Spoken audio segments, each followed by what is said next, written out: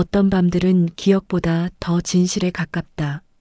그녀의 손은 차가운 핸들바를 움켜쥔 채 도시의 불빛들 사이를 헤맸다.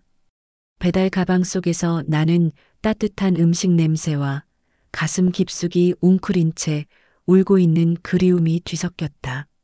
남편 민수가 세상을 떠난 지 꼭 1년. 365일의 밤마다 그녀는 오토바이 시트에 몸을 맡기고 이름 모를 거리를 달렸다. 엔진 소리가 삼켜주지 못하는 외로움을, 바람이 날려주지 못하는 슬픔을 안고서 아이는 집에서 기다리고 있었다. 아빠 없는 밥상 앞에서 엄마의 귀가를 기다리며 혼자 숙제를 하고 있을 것이다. 그날도 평범한 배달 주문인 줄만 알았다. 핸드폰 화면에 뜬 주소를 본 순간 세상이 정지했다. 그곳은 시댁이었다.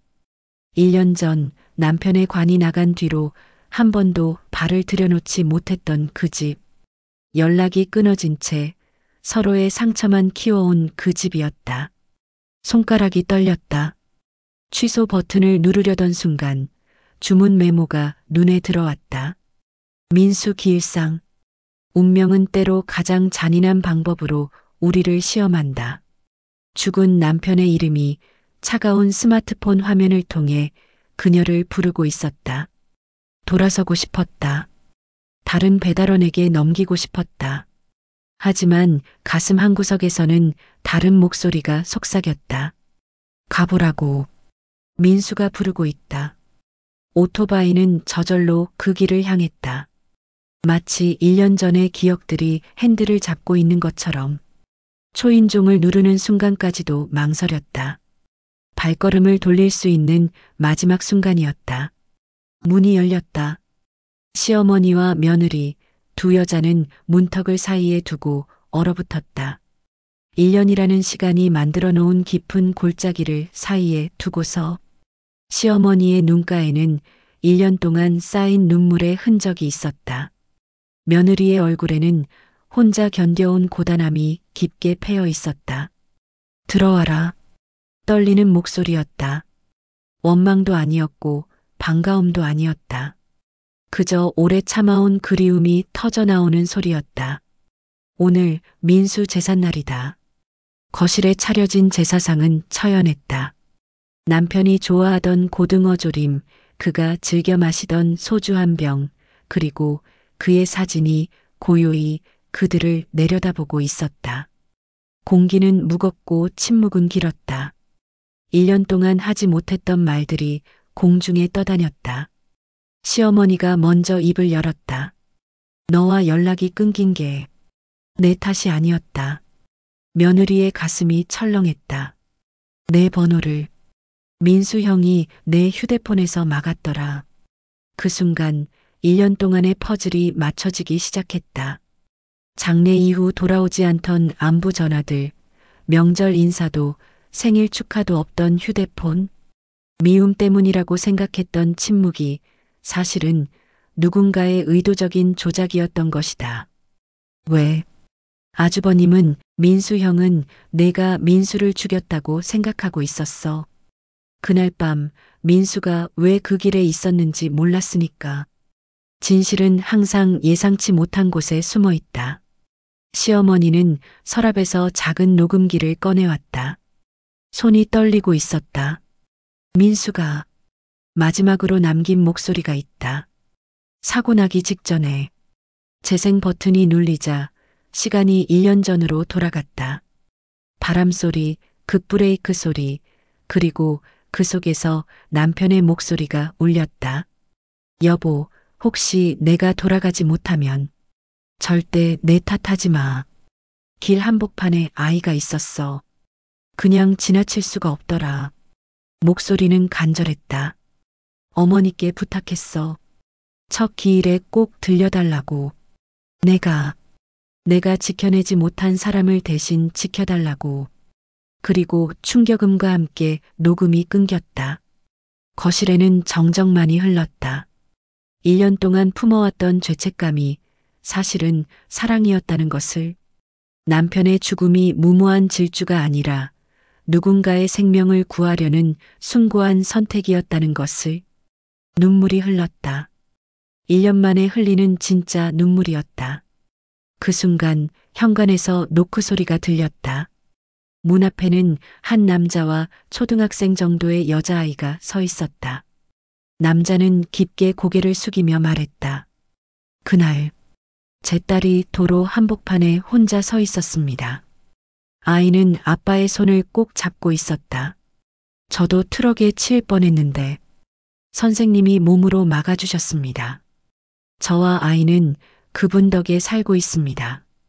남자는 진술서와 CCTV 캡처 사진을 내밀었다. 그 속에는 남편이 교통법규를 지키며 달리던 모습, 그리고 위험에 빠진 아이를 구하려다 사고를 당한 순간이 고스란히 담겨 있었다. 진실은 마침내 햇빛을 보았다. 그러나 운명의 아이러니는 계속되었다. 아주버님이 거실로 들어섰다. 그의 얼굴에는 여전히 분노가 가득했다. 여전히 동생의 죽음은 내가 제대로 돌보지 못해서라고 생각하고 계셨기 때문이었다. 제사상 앞에서 무슨 연극이냐? 하지만 증인의 진술서와 CCTV 영상 앞에서 1년 동안 쌓아온 거짓의 성은 순식간에 무너졌다. 아주버님의 얼굴이 일그러졌다. 죄책감인지 당황함인지 알 수 없는 표정이었다. 시어머니의 목소리가 거실을 가르며 울려 퍼졌다. 진실이 사람을 무너뜨리는 게 아니다. 거짓이 사람을 무너뜨리는 거다. 그 순간 1년 동안의 오해와 미움이 눈 녹듯 사라져갔다. 그날 밤 그녀는 용기를 내어 남편의 방문을 열었다. 장례식 이후 처음이었다. 방은 1년 전 그대로였다. 책상 위에는 헬멧, 노트, 그리고 작은 금속 상자가 놓여 있었다. 떨리는 손으로 상자를 열었다. 그 안에는 통장과 함께 남편의 마지막 편지가 있었다. 반듯한 글씨로 쓰인 편지였다. 내가 지켜주지 못할 날이 오면 이 돈으로 아이 학원비부터 써라. 우리 집에는 내가 있어야 집이다. 그녀는 그 자리에서 무너져 울었다. 남편이 떠난 자리는 텅 비어 있는 게 아니었다. 오히려 그의 사랑으로 가득 채워져 있었다. 사랑하는 사람을 잃는다는 것은 그 사람이 남긴 사랑까지 잃는 것이 아니었다. 그 사랑을 이어가는 것이었다. 그날 밤 제사상 앞에 온 가족이 둘러앉았다. 시어머니는 며느리에게 밥을 건네며 말씀하셨다. 밥 먹자. 내가 있어야 이 집이 집이다. 따뜻한 밥 한 공기가 1년 동안의 서먹함을 녹여냈다.